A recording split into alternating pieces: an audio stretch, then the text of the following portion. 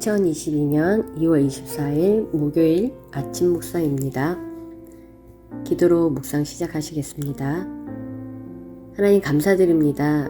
새롭게 시작하는 하루의 첫 시간, 주님 만나는 시간 되게 하신 감사드립니다.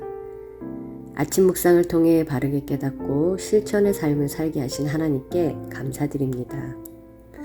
매일 주시는 말씀이 하루 삶의 기준이 되어 주님께 영광이 되는 시간 되게 하심 또한 감사드리며 예수님의 이름으로 기도드렸습니다. 아멘. 오늘 말씀은 로마서 2장 17절에서 20절 말씀입니다. 성경은 새번역 성경입니다. 한 절씩 읽으며 묵상해보는 시간 가져보도록 하겠습니다. 17절에서 18절 말씀.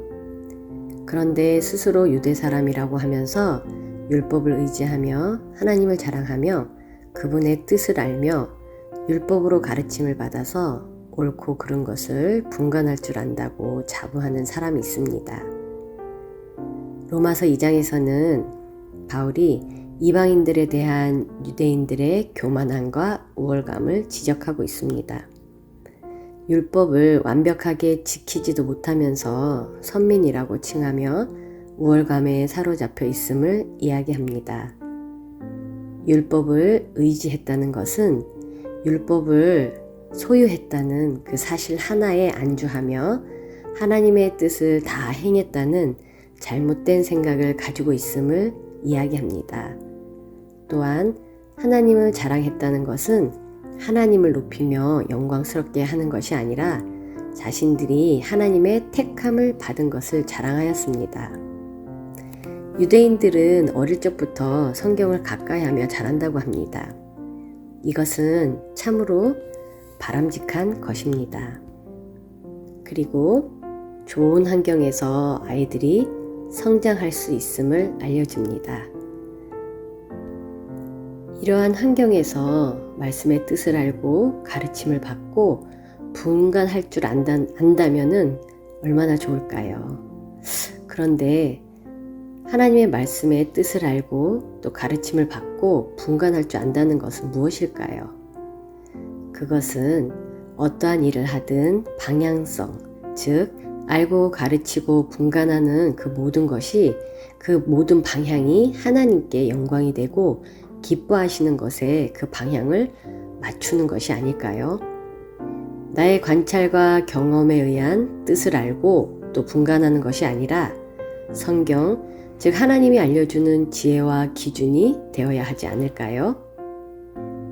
그리고 내가 가르치고 싶은 것을 가르치는 것이 아니라 마땅히 가르쳐야 할 성경의 말씀을 가르쳐야 합니다.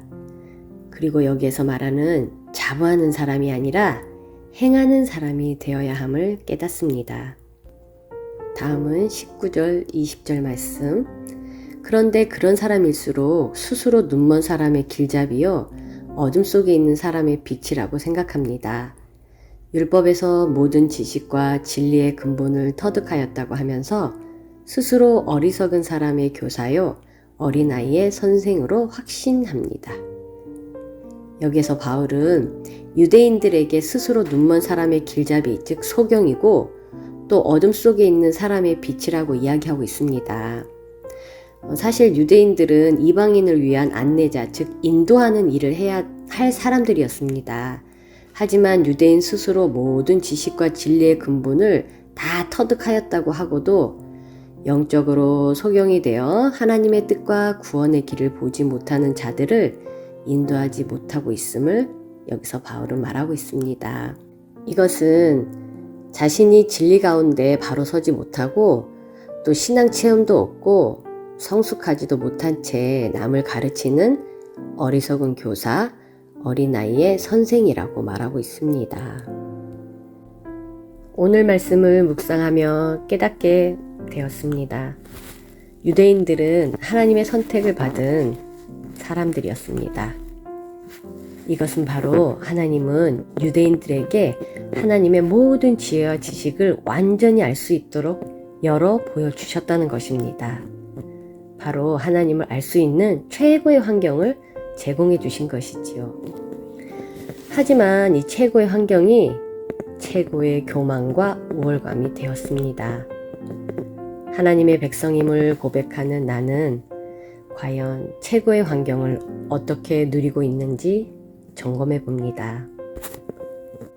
내 삶에 함께 하시는 하나님에 대한 나의 고백이 오히려 나를 드러내기 위함은 아니었는지, 또 하나님의 말씀을 들려준다는 것이 나의 경험과 생각을 들려준 것은 아닌지, 그리고 나는 진리 가운데 바로 서지 못한 채 어리석은 엄마와 아내 그리고 다른 역할들을 감당하지는 않았는지.